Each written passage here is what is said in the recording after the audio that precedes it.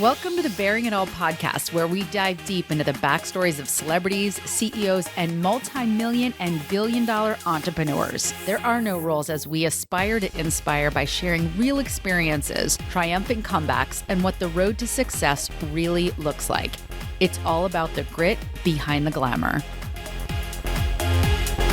All right. Well, welcome to the Bearing It All podcast, where we talk about the grit behind the glamour. We want to know how people got to where they're at. So I have Lisa Copeland. She is a celebrated author, a keynote speaker. She is a renowned celebrity in many industries, the automotive industry, as well as the real estate industry. You are such an accomplished you're such an accomplished human being, a keynote speaker, and just an overall badass. And you're smoking hot. You're smoking hot. Like, we need to share all the things. So welcome to the show, Lisa. Oh, thanks, Barbara. God, I'm going to have you speak at my funeral. Well, I hope you're not checking out anytime soon. It looks like you're just hitting fifth gear here. I'm telling you, fifth gear is a good gear. I'll tell you. You know, third gear, fourth gear, some of those coming up over the years, they're a little bit tougher because I don't think we know who we are yet. And I love the whole premise of the podcast is glamour and grit. And, you know, because it's just so easy when we see, you and I have so many mutual friends, and it's so easy when we see these beautiful women out there and they're just so accomplished. But when we know them, we truly know them, we know there's a backstory. They didn't get there. They didn't look like that when they woke up this morning, right? And they didn't get to their heightened levels of success without a whole lot of backstory. So I think this is a fantastic podcast. Yeah, and I appreciate you being here because I think this is what's lost in social media, the grit behind everything and what it takes to persevere through adversity, setbacks, doubt, disappointment. These are inevitable parts of the journey. Like, nobody's without them, but we tend to, listen, we don't want to talk about it. We want to celebrate. We want to live our best life. But I think in order to help others, we have to talk about it all and lay it all out on the table. I want to get started by talking about how did you get started in your endeavor to live your best life, really? I mean, you're just not afraid to put yourself out there. Where did things start for you, Lisa? You know, I'm not going to go back too far, but I am for a minute. I really thought I was going to be a fashion designer, work in the fashion world. I went to fashion college in Dallas, and a car wreck changed my whole life. And it changed my whole life for a couple of reasons. It changed my life because this is when I was 17, so I was a freshman in college. It changed my whole life because I had not been paying my car insurance that my parents had been giving me the money for. And the car was totaled. And when I called my dad to just get a new car, like, it just didn't work like that. He was like, nope, you got to figure it out, kid. And then my husband today was the one who opened up that door, like 38 years ago. Like, opened up the True broken story. car door? Like, saved your life? He opened up the front door of the house, because back then we didn't have cell phones. We didn't have anything. So when I rear-ended this guy, putting on my mascara, driving to my job at the mall, I went up and knocked on this random door in Dallas, Texas, and my husband answered the door. And he had just graduated from college, and so he was home for the summer. He was staying at his mom's house. So anyways, I'm crying and I'm boohooing, and I'm like, oh, I've wrecked my car. And so like I just remember he got out the phone book, and we called my manager at Contempo Casual at the Galleria Mall in Dallas. And, just fast forward, that I think really defining words in my life were when my dad said, figure it out, kid. Because he wasn't about to hand me another car, because he had given me the money to pay for the insurance on the car. So through a lot of different things, but this new friend I had met that I ended up marrying, he was in the car business after he got out of college, and he goes, you ought to sell cars. And so that was my first grit, because they did not want to hire me. At that point, it had been a few months. So I was 18. I was in fashion college. I had never sold anything but skirts in my life. But back then in the car business, you got a free car to drive in sales. And I had to have a car. So I went through many interviews, many turn downs, and I finally got the job. And I think that was my first real defining moment that anything is possible if you don't give up. Because they literally turned me down like 9 times. They're like, "We're not interested in you." Why? First of all, women Why didn't did they even sell turn you cars down? back then. Yeah, and this was the number one store in the country for domestic automobiles. I'm going to pick a number, but this is a pretty close number. There was 90 salespeople and one woman. That was it. And then, so I would have been woman number 2. And I had no Wow. experience, and I was young, and I was Mhm. only in it to get the free car. And I Yeah. probably even said that at an interview because I didn't know better not to. And, and it was tough. Like, it was really a tough job. They didn't support me. It was rough, but I believe that gave me the grit. I don't think I'd be sitting where I am today if I would have pursued my passion for fashion. I really don't. You still have a I passion think it for would have been a different fashion. road. It's just Yeah. you're keeping that industry alive personally. So Yeah. Personally, I do.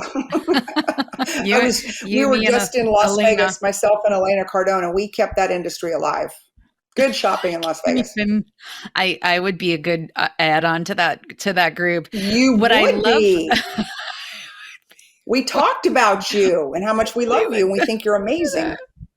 I appreciate it. And she's coming on the podcast tomorrow. Oh, And it's good. so great that we met through Elena and Clubhouse, and we've had all this serendipitous, I don't know, these meetups that have been so empowering. And I do at some point, and we're going to talk about my takeaways from speaking with you at TEDx Ladies that I haven't really shared yet, because there was this interaction behind the scenes that I think is really important that I'm not going to forget to talk about it. But your dad, in pushing you to figure it out, I don't want to breeze Mm-hmm. past that, because I think in today's society, we are trying to take away all adversity and struggle. We're trying to make everything as easy and fluffy as humanly possible. But when we are reminded that we are where we are today because of adversity, because we were challenged, Oh, for because sure. somebody told us to figure it out. And I think that is, that's everything. And so tell me about the early years in the car industry with men, and were there people that held you? Because I want to get also into the conversation of women helping women and how we can Yeah. really coach other women to be more supportive and less cannibalistic within their own tribes. So, because I think you and I have a similar cadence, that we get along really well with women as well as men. So I think it's like an odd Right. breed. But going back to the car industry and when you got started, as well as, Well, I'm that, not going to your spend a dad. lot of time on that piece of my career in the car business. I Yeah. was young. I was a car salesman. They were terrible to me. They were terrible, Yeah. but it taught me a lot. It taught me not to quit.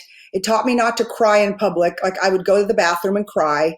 Um, it just gave me all kinds of grit. But fast forward into Yeah. 2011, when I had the Hmm. opportunity to relaunch Fiat, now for Romeo, to America.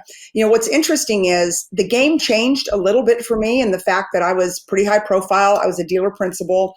So there was a lot of great things there. But the treatment, even being one of the top brass in the retail automotive industry, that's just, I'm not even going to try to deny that. Um, I was still treated very poorly by probably Hmm. 80% of the men in the industry. Either they thought I was getting too much attention for what I did. They didn't think my contributions were big enough. They could care less. They think that I only got there because of what I looked like or whatever. And, you and I have a very Hmm. good mutual friend who was one of my cheerleaders all during those days, Mr. Brian Benstock. And, I'm forever Hmm. grateful for the Brian Benstocks of the world. And I met him in 2012 at an event that was for all the number one car dealers in the nation. So if you were number one with your brand, number one Honda, number one Nissan, number one Fiat, number one Alfa, blah, blah, blah, you got invited to this event. And every year it was like a big deal to get an invite to this event in Florida. And so I saw Brian for probably 4 years in a row. But we formed this really nice friendship, and we formed and he was just my cheerleader. And in fact, when I was looking to get out, when I was looking to sell my dealership, he gave me a lot of advice on my buy-sell agreement. And so, so you have the good guys, right? You've got the good guys that Yeah. are out there that will support you as women, but they're few and far between. So, you want to find the ones you trust, ladies, and then, leverage those relationships, because I definitely had some blind spots. And I think women need to realize that we have blind spots when it comes to dealing with Mm-hmm. men, and especially in male dominated industries. So if you can have somebody like a Brian, or like some of the other guys I worked with at Chrysler, who will tell you the truth. Like, hey, you might not have wanted to say that in that meeting, or, I mean, so, I would only ask for feedback from people I trusted. Like, I would never go to a group and say, well, what did you think about what I just presented or what I said? Because remember, I had 80% enemies in that group. And so, I could not buy into public opinion. So, that's Mm-hmm. one of my biggest pieces of advice is find whatever industry you're in, find that small group of trusted advisors that wants you to win, and Mm-hmm. because and that they're rooting for you, and then you ask for feedback from them, but don't ever ask for feedback from the crowd, because they will destroy you. I think that's great advice. Why didn't you quit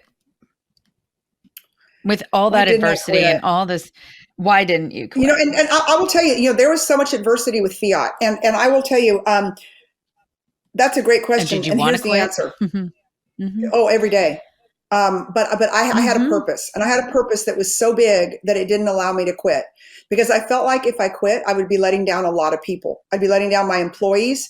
I'd be letting down the executives of the brand that I launched back to America, which was Fiat and Alpha, and they were Mm-hmm. so good to me. And so, I didn't want to let them down. So my purpose was to revolutionize the auto industry, and it was to bring in women, minorities, and millennials, and put them on the same playing field as, the white guys. Let's be real. That's, Mm-hmm. And so, with that being said, I probably wanted to quit the second day that I opened that dealership. Everything was hard. The brand left the first time as Fix It Again, Tony. And so, I always had to, I'm the kind of person, I have to have something so big I'm shooting at that it keeps my attention. So I think Mm-hmm. that if I would have been the regular car dealer out there just schlepping cars, it would not have kept my attention for 7 years like what this did. So I always played games with myself. So in 2012, I had heard the chairman of Chrysler, Dodge, Jeep, Ram, Ferrari, Maserati, Alfa Romeo, Fiat speak. His name was Sergio Marchionne. And he gave a speech called A Promise for a Promise. And it was really defining for me. And it really talks Mm-hmm. about the fact that there is not one side to business, right? Like, I can't say, Barbara, I want everything from you. I need you to do this for me and this for me and this for me. And then me expect that there is equal or mutual exchange or respect. And so the Promise for a Promise was back when the Chrysler Corporation was in bankruptcy, and Marchionne got up in front of all these dealers, and I was in the audience, and he said, look, we have built a crappy car. I'm summarizing totally because he did it almost all in Italian. But, we built a bad car. We have let our dealer partners down. We have done a lot of things that probably makes you not happy to be a retailer right now. And now we're bankrupt. And it Mm-hmm. was bad. I mean, really bad. And he says, but I can't go out and tell you that I'm going to build a better car, build better facilities, have better customer service, have more parts, have more access, have more advertising, if I've got a network that will not promise me back that they will be good stewards of everything I give you. Because he didn't create the mess, right? He came in as the chairman. He had to fix the mess. So the promise that he was making, whereas most people would say, okay, I'll do this, I'll do that, I'll do that. It's all hype. And he wasn't a hype man at all. He was a small Italian man. There was no hype. It was like, hey, okay, I'm going to do the work. I'm going to fix this. But I'm not doing this if I don't have a promise for you, from you, that you are going to be good stewards of everything and all the work and all the money and everything I'm going to do to you or do for you as retailers. So the name of the speech, very famous, A Promise for a Promise. And so Mm. after I heard that speech, I was like, I have to meet that man. I don't care what I have to do. I have to meet that man. Like, he is the most inspiring person I've ever met or heard in my life. So when we opened up Fiat, my store was always number one in the country. And the president of Fiat at the time, he and I talked all the time, Tim Kuniskis. And I said, hey, I really want to meet Sergio Marchionne. Now, at this point, he was the global chair of all of Fiat. Fiat had just bought the Chrysler Corporation, but so Fiat encompassed Ferrari, Maserati, Alfa Romeo, Chrysler, Dodge, Jeep, Ram globally, plus Fiat ships, plus Fiat trains, plus blah, blah, blah, blah, blah. This was the global chairman. On top of the fact, he was the head of the automotive, the European Automotive Union. So he was trying to bust unions in Italy. So he was a pretty important guy. And so I said Yeah. to Kaniskas, I said, what's it going to take to meet him? He goes, you're never going to meet him. You may be the biggest dealer in the country for Fiat, but you're the smallest in our network. Number one, smallest brand. And number two, like, this dude's busy. And I'm like, what's it going to take? I kept pushing Kaniskas, and Kaniskas said, you break the world sales record, you'll meet Marchione. What's the number? He gives me the number. Month one, my team does not do it. We're short 6 cars. Everyone says, you just go buy the 6 cars. And I'm like, no way, that's cheating, because I'm going to stand on this story for the rest of my life and the rest of my career. Brian Benstock knows it very well because he kind of lived it. And so the next month I went out, and we didn't have enough cars. So I bought every car that I could get my hands on from all of my competitors. I said, hey, I want everything you can't sell. I'll buy it. I don't care if it's pink or yellow or green or chartreuse or whatever. I'll buy the car. Just give me all your trash. Give me anything you don't want. I'll buy it. So I had, my business partners like, have you lost your mind? These transport trucks were coming in and dropping off cars. Anyways, it was insanity. But month 2, my team broke the world sales record. And once Chrysler got wind of it, they freaked out because nobody had told Marchione, because nobody thought we could do it.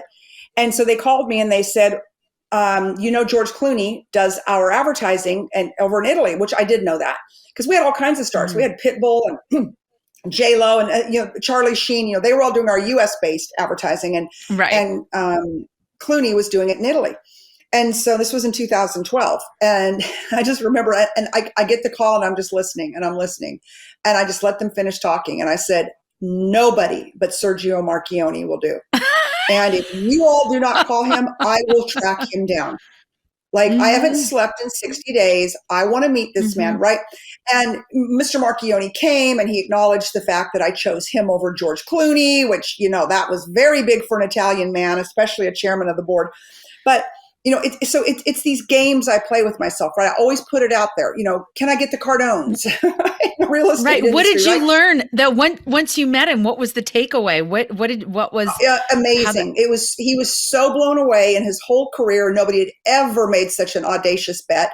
Nobody had ever gone to the lengths and not the lengths, but I took a lot of risks. I mean, I bought all these crappy cars, and if I couldn't sell them, I owned them. Right. And so it wasn't like I got to cherry pick what was selling. So, I mean, we were just in overdrive selling cars. So nobody had ever taken the risks. So what did he do for me? He built me my own pink car called the Lisa Copeland edition, VIN number 001, hot pink Abarth, which was our little race car. He brought me a diamond watch, and then he appointed me to the National Dealer Council. So I was one of 19 that governed 2,400 dealerships in the whole Chrysler network. So he put me on the maps. That's the bottom line. So who's the person that can change your life, and what are you willing to do to meet them? See, I didn't know that I was going to get all that from Marchione. I had no idea.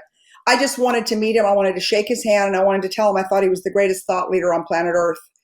And I got to do all of that. But in return, he just said, I want to do this for you. I want to do this for you. I can't believe you did all this to meet me. I can't believe you gave up George Clooney. And I'm like, why would I want to meet Clooney when I can sit here with you? With the greatest automotive mind on planet Earth. And so anyways, he was my cheerleader, and he was my advocate. And again, like, talking about going into those circles, right? Talking about building that infrastructure of people that you trust. So I trusted him. And there were times that I went to him over the years on things that I would have never had a relationship with him. I did. That is unbelievable. And it moved the needle. I think that's what's so important is I loved that I would have done the same thing. George Clooney would not have done anything for me other than take a picture. I went to a friend of mine had sent me a postcard of like, meet the founders of Operation Smile. This is 100 years ago. And I was like, oh my God, the founders of Operation Smile are in their global humanitarian organization. Long story short, I go to this person's house, my friend Molly, in the middle of a snowstorm, because I'm like, I'm meeting the founders. This giant celebrity answers the door. And, I'm like, oh my God. And I won't mention names, but giant celebrity opens the door. And so I'm sitting and chit-chatting with him, great conversation. And I don't care about talking with him. I get so nervous because all I want to do is meet the founders of Operation Smile. And he's like, do you want me to introduce you? And I'm like, I'm not ready. I'm sitting there with this truly A-list celebrity. And I'm like, I would just rather talk to you right now. And I'm not ready. And I just, because I wanted to I was so nervous and my heart was racing. And I know when my heart races, I run out of breath and I thought I was just going to, have like word vomit on them. So I really identify with that because that's the track that I want to be on. I don't want to be a celebrity. I don't want to be a celebrity. I want to bring value to the world. I want to leave an impact. They're I just want to like be us, Barbara. influential. Yes. I know so many celebrities now, and they're just like us. Oh yeah, it's not, and the really good celebrities do it for impact and value and to feel like they're giving back. And that's where they really shine, is when they're using their spotlight to live in service. And I think, I'll take us to the 10X experience, because we spoke at 10X Ladies. I was like, it was my first time at speaking at 10X Ladies, and I just crushed it. You were amazing. Thank you. And it was a big deal for me on so many levels. It was really just kind of bringing a lot of things full circle, and it's very powerful. But to be in the company of such impressive women that have spoken so many times at 10X, which is, a huge stage, a massive opportunity. And this was my takeaway, Lisa, that I found, that I was like, I'm in the right spot right now. I'm with my people. I think I've just found my tribe. So every time one of us got up and spoke, so I spoke the second day, you spoke the first day, it was a 2-day conference. Mm-hmm. And there's Sharon Lecter, Rich Dad, Poor Dad, just written so many best-selling novels. About 40 million to be exact. About 40 million. We got That's Elena Cardone, an empire, $1 billion empire builder. I mean, we just have, Coach Stormy. We've got Nicole Arbor. Danielle Delgado. I'm sweating. Oh, it was just fantastic. It was fantastic. Here's what the takeaway that I think that has the most value is. This was women.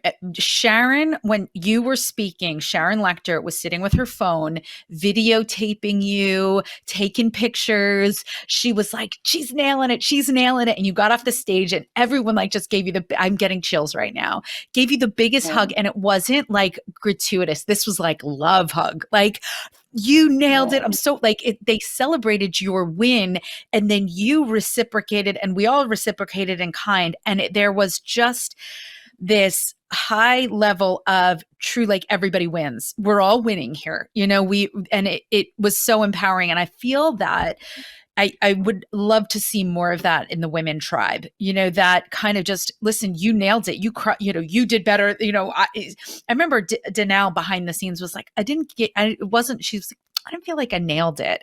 And I'm just sitting there listening. I'm the new guy. So I'm just like, I don't know. I think she's amazing.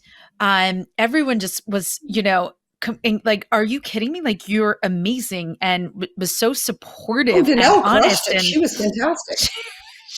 She sings. I cannot. Oh, I know, right? Yeah. I was like, oh my God, never ask me to sing. I will do any keynote speak. You want me to speak? Me too. You want me to talk about sales? Anything, but I will not sing. I'm a terrible singer. I know that. Me too. No, people ask me to do karaoke. You're right. It's such a unique community, and there needs to be more of us in it. And, but there's also rules of engagement, Barbara, to be part of that community, right? It has to be authentically like when I get a call, Barbara Majeski's got, I'm there. Right. And that's what it's got to be, is that we've got to genuinely show up for each other and genuinely root for each other. And I think that that's where, and people say women are the worst. I worked with men. I worked with men for many, many, many, many years. They are just as nasty, backstabbing, gossipy as any women, so men are just as bad. Let me just tell you.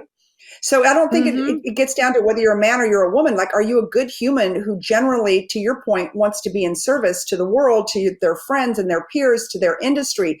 I would just, Elena and I were out at Inman in Las Vegas a couple of days ago for the real estate industry. And, and her and I've been doing a lot of things, and it's genuinely, as we kind of come into a slowing and shifting market, it's like, we can't just be about us and our preservation. We need to help preserve an entire industry preserve our company, preserve our agents, right? And so you have to have a really high level approach when you go into it with that mindset. So, Mm-hmm. we were out there, we were talking to everybody, other companies are like, look, we're not going to join you guys, but God, could you give me some advice? I'm like, of course, like, Yeah. what do you need to hear? What do you want to talk about? Like, this is about humankind. And this world that we live in today, that for us to go to the next level, for us to build these tribes, you've got to be about humankind. You've got to be about the greater good. And that would be my advice to anybody out there when you look at grit.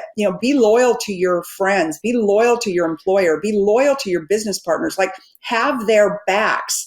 Because the Yep. quickest way to get Mm-hmm. kicked out of anything with me, the quickest, is Mm-hmm. disloyalty. Mm-hmm. Like if you don't like something, come tell me, and I'll adjust it and usually be horrified about it, but come talk to me about it. But don't tell everybody else and then I have to hear it and then call yourself my friend. Right, right. And And I think that's that's a huge strong, deal with me. is such strong advice. I was just in a real estate room on Clubhouse, and I'm like taking it all in. And then I want to talk about your shift into real estate. And we were just going, a lot of the conversation was going around contractors and house flipping. And I had to jump in because they were talking about things that I thought were very short-sighted. And I believe like you do, which is play the long game and take the high road.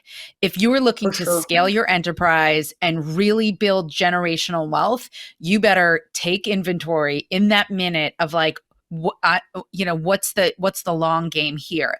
How can I take the high road? How can I resolve this with integrity and honesty, and get us to a place where maybe we just don't work together, but we don't have to have discord, because all roads come back, right, Lisa? Like, Oh, I they mean, do. the roads are like this. You don't listen. It is not one and done, ladies and gentlemen. And again, this conversation is about anybody who's getting into the career force and the workforce. Play the long game, take the high road, know where you're going. And I agree with you. Like, But I think, break my Barbara, I think it's, well, I was going to say, I think it's for people too. If you're in the game right now and you're thinking, why am I not getting farther along in the game? Why am I not being elevated? Why am I not being considered for that promotion or this and that and the other? You got to look in the mirror. To your point, are you playing the long game or are you playing the me Mhm. game? Are you playing the I'm in it for the good of the company, the team, the partners, whatever, or are you playing it because I'm in the good for me? The minute if all you're playing is for you, you're not going to advance at the outer linear. I mean, you're not going to do it. It won't happen. The minute you get into the game to play the game to help other people win, you will win every time. 100%. And Drop the the mic sooner on you that one. learn that, yes, Yeah, that's it. Listen, after yeah, and you talked about your working at the mall, you had me at that story. I It's did. so it's so true. And the sooner you figure that out, of listen, we rise by lifting others, and we all ships rise in high tide. I just destroyed that quote. But I think the sooner you learn that, the more that you start looking things more globally, of like, all right, how can we all kind of work together? Listen, not everybody's going to have the capacity for that. But you can't control everybody else. You have to only control yourself. So I want to bring this to EXP and your Yeah. move into that, into real estate. Talk to me how you got from automotive into real estate. Why, and how's it going, and what are you doing? Yeah, so I sold my dealership in 16, and I wrote a couple books. Was on Mm-hmm. speaking tours. I did a show in Canada. Realized I did not want to do Canadian reality television. It was automotive. Just me trying to get in and out of Canada. That was a whole nother story. They kept trying to hold me because I'm not an actress. I'm an expert, not an actress. Anyways, that doesn't matter. So. I was booked heavily 2020 to speak, and my agent called me, and my agent said, hey, like everything's canceling. And it was like March 17th, and I was in Chicago, and my agent's like, everything's Mm. canceling, like canceled, canceled, canceled. And I was literally like almost pulled off of a stage by a meeting planner for a big moving company, and I was the closing keynote, and she's like, you're going home tonight. And I'm like, why? And she's like, because Chicago's going on lockdown in the morning. And I was like, lockdown for what? I mean, guys, I live in Texas. Like we didn't even talk about Corona, barely, right? And so I get to the airport in Chicago. People are in masks and gloves and like these hazmat suits. And I called my husband. I'm like, that was the only time I was ever You're in the scared. I Twilight swear Zone. To the whole thing, through this whole pandemic, that was the only time I was scared, is when I got to Chicago O'Hare and everybody was in zombie suits. And I had nothing. I had nothing because I didn't even know what Corona was. And so anyway, so I get on the plane, I go home, everything gets canceled. And so I just decided the only thing I had not done was have a real estate license. So I got my real estate license, and I was connected with some good friends of mine that I met through one of my agents in New York. He was representing them also. And so that was Haas Pratt and Tarek El Moussa. And, they had just kind of gone down the road with EXP. And I was like, I think Sharon Lechter says it. She says, why not?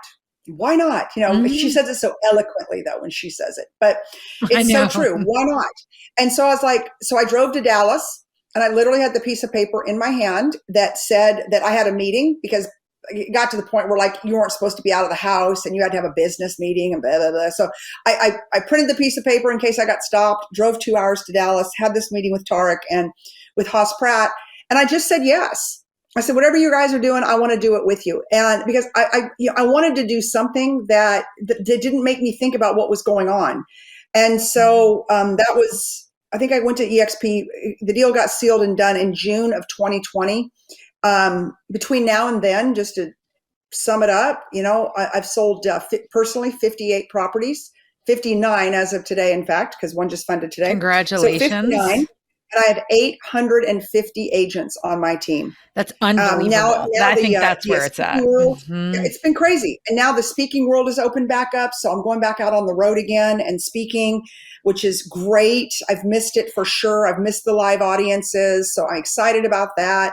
But more importantly, I feel like I've got 850 people that look up to me, and they've said yes. They signed on the dotted line because they believe I'm going to help them build their empire.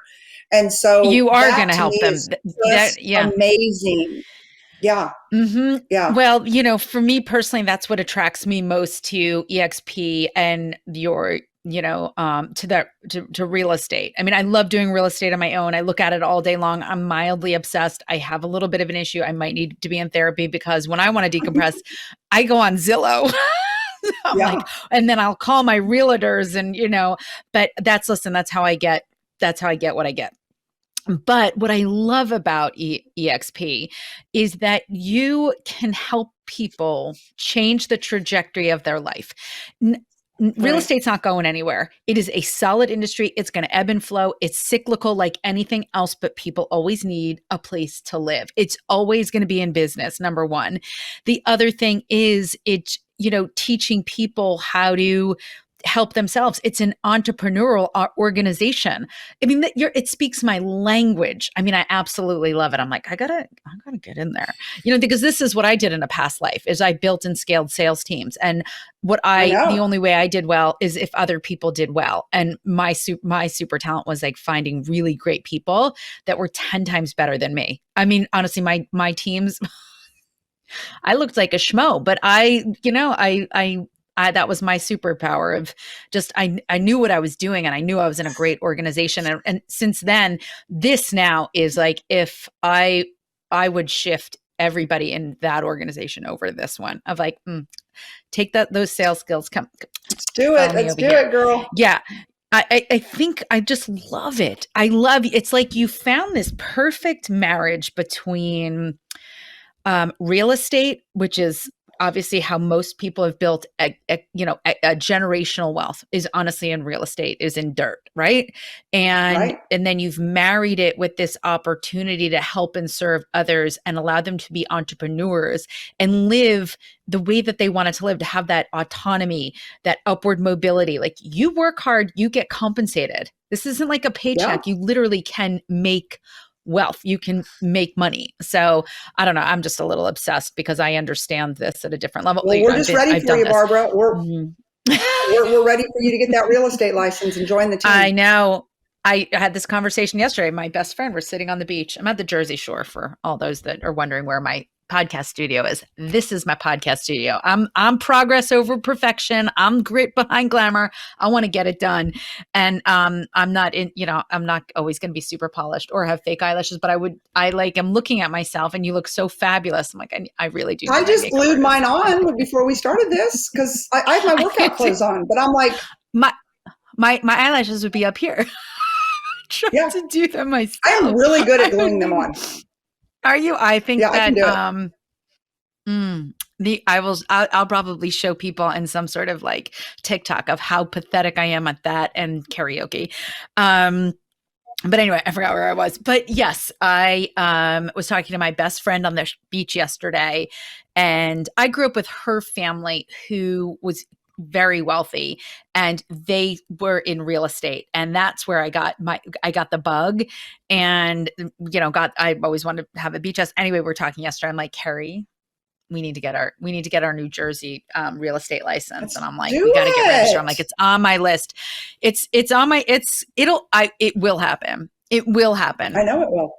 I know it It will will. happen. It's inevitable. I really need to understand all the nuances. So, I'll go right into EXP Of for course you sure. will. You're coming right under So Elena and be on my team. And where are you going with this? And can you tell, listen, I've obviously like gushed over it, but I really want to hear from your perspective why this is such a great organization and a great industry for people to get into.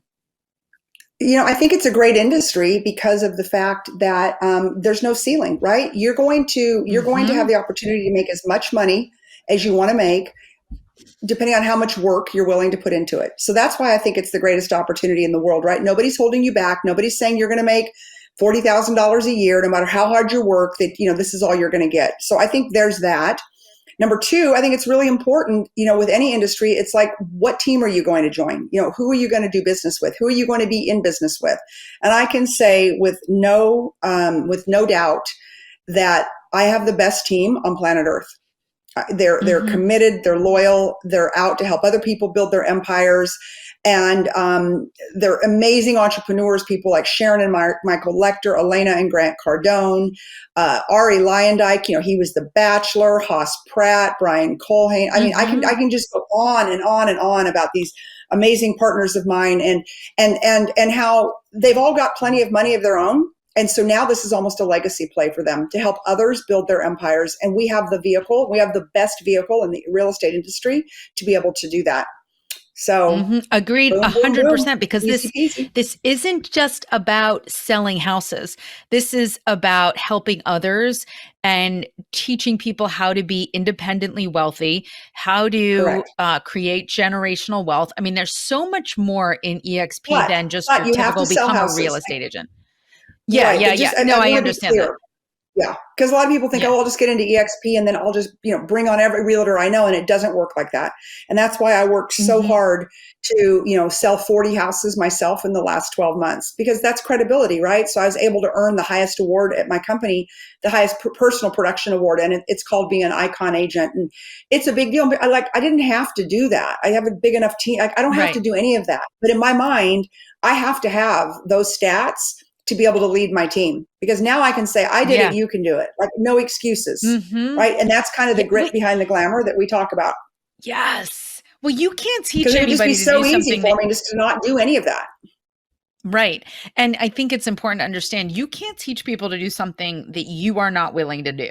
You can't be Right. like, it just doesn't Well, come from you can, but you're not as credible of a leader, you're not as you're credible just and not. you tend to, I don't think you're as authentic. Like I did door-to-door sales and then I scaled sales teams. And the way I was able to really connect with my teams and really teach them what they were going through was actually building muscles that they needed for the long term, just like the muscles you built in, selling cars and building dealerships and overcoming Right. adversity. Like you realize these are all things that are applicable outside the automotive industry. They For transcend, sure. they cascade all over, but when I could communicate, was able to communicate with true authenticity of like, I understand that was a no because I had that same kind of no in the field. One of those no's that was like take a long walk off a short pier and a lot of expletives that only a Jersey person could really, really, really bring home. Maybe a good Texan too. They just bring it in. Right. And Right. I would be able to say, listen, a no is a no, whether it's good or bad, and those no's are the ones that are going to build that muscle of intestinal fortitude, resilience, tenacity, those muscles you can't buy at the supermarket. So thank that no, because you're still here and you keep going, but it's inevitable, and that's in life. So I agree with that. You have to be able to do the things you have to be able to know how to overcome objections, setbacks, adversity, changes in the economy. You got to be able to go through that and grow through that. And that's coming. Oh my God, yeah. And you've been through so many cycles of the economy, right? Where you understand the sky is not falling. This is just the way of the world. Things ebb and flow. We were all alive in 2008, and we can look, it's not 2008 though. That's not going to happen again in real estate. But I think it's like you can come from a point of I'm going to captain this ship. And I know how to get through these waters. You're like, I got this. Million right? I got this. 1,000,000%. You're not you're a great leader that way. Yeah. I think it's all the grit, right? And I love the grit and the glamour. I just think that's so great because we still have to hold that brave face, right? I still have 850 people that are looking at what I do, what I say, how I react, right? How I show up. I've got a good friend who wrote a book called Show Up Well, and I love it because I believe you have to show up well anytime that you show up. And so people count on us to do that as leaders, and your people count on you, Barbara. And so we have to show up well. But there are those days that, yes, you want to quit. And there are those days that you go, oh, I just can't go on. And so, on some of those days, I either call my closest tribe and I'm like, I need a pep talk, or I just stay away from people. I stay off social media. I stay off a Clubhouse. I will not engage in bad news on social media. I refuse. Because guess what, guys? The only person who cares, only person who feels better when you go out and blast something that's happening on planet Earth is you. You end up alienating half of your followers, half of your people. So it doesn't do you any good because the only person who feels better because you just threw all that up on social media is you. That's it. And it's a dumpster fire. It's literally, it is a dumpster scorched fire. earth. Exactly. That's scorched earth behind you for sure. Now, when I was younger, I would do that a little bit. I'd be like, oh, I'm going to say this because everybody must agree with me. And now I'm just like, nobody cares what I have to say about that. So I'm just better off to, call a friend and find your people that you can bring it to. And, we're all learning. We're a work in progress and a masterpiece simultaneously. So I want to know one last thing before we wrap this up. Sure. What are you most proud of? What am I most proud of? I'm most proud of my kids and who they've become. They're both amazing humans, good humans. My oldest daughter, my only daughter, I've got two kids, Alex and JT. My daughter's the mother of three.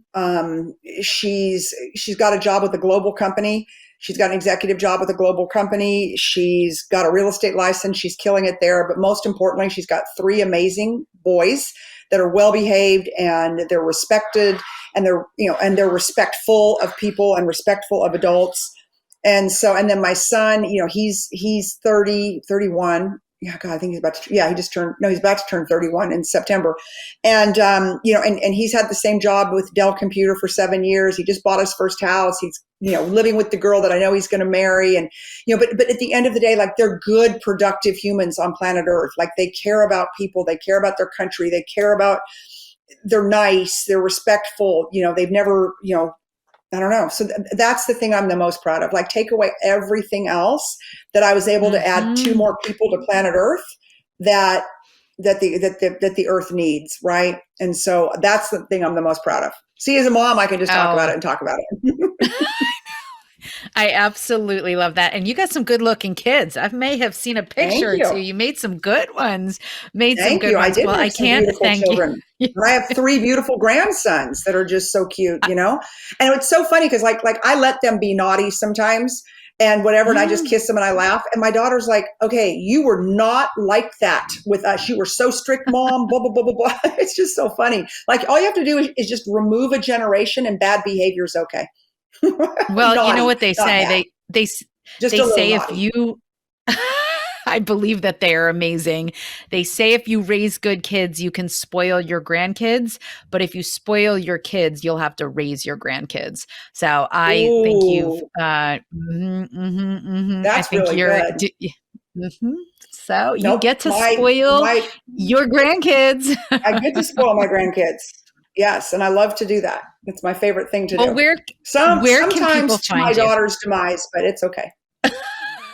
Listen, my parents spoil the crazy out of my kids, and they're just like, this is our job.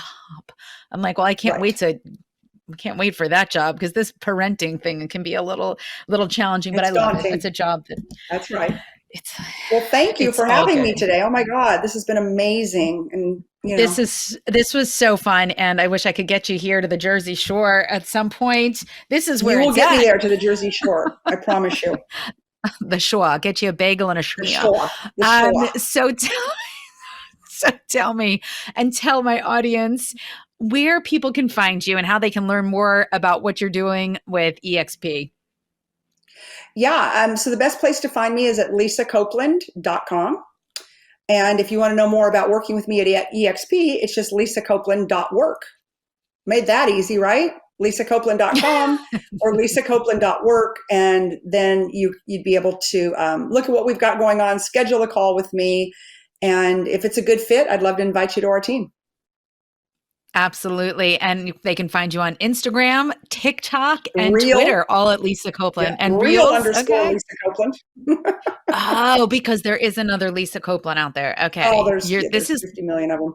This is the real Lisa Copeland.